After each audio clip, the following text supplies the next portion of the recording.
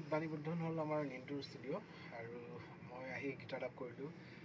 গীতটিত কণ্ঠদান আৰু মিউজিক এৰেঞ্জমেণ্ট কৰিছে নিন্টুৱে আৰু সুৰ কথা কোনোবা লিখিলে এইটো কথা আপোনাৰ জিতুমণি বৰা। আচ্ছা, সুৰ মই সুৰটো মেনেজাৰ কৰিলে দুজনে মিলি কৰিলে জিতুমণি বৰা আৰু জিষ্ণু বৰুৱাই। ত' গীটাৰ ডাবখিনি খুব সুন্দৰভাৱে কমপ্লিট কৰিলোঁ আৰু এইটো গীটাৰ এটা বিশেষভাৱে মই আজি মই আনন্দিত হ'লোঁ, কিয়নো এই গীতটো মোৰ ঠাইৰ হয়, মই তেজপুৰৰ হয়, গতিকে মোৰ তেজপুৰক লৈ পেলাই লিখা এটি গীত, সুন্দৰ সুৰ, সুন্দৰ পৰিচালনা। তো এই গীতটিত মই আশা কৰিছোঁ যে ৰাইজে এই গীতটি আদৰেৰে গ্ৰহণ কৰিব আৰু গীতটিত যোন তেজপুৰীয়া ৰাইজ আছে তেওঁলোকেও এটা নতুন এটা মাদকতা পাব যে তেজপুৰক লৈ ইমান সুন্দৰ গীত এটা ৰচনা হ'ল। আৰু এই গীতটো 14 ফেব্ৰুৱাৰীত ৰিলিজ হ'ব চাগে। মোৰ অভিনন্দন থাকিল যাতে গীতটোৱে প্ৰাণ পাই উঠক আৰু গীতটো চবেই আদৰি লওক, তাৰে কামনা কৰিলোঁ।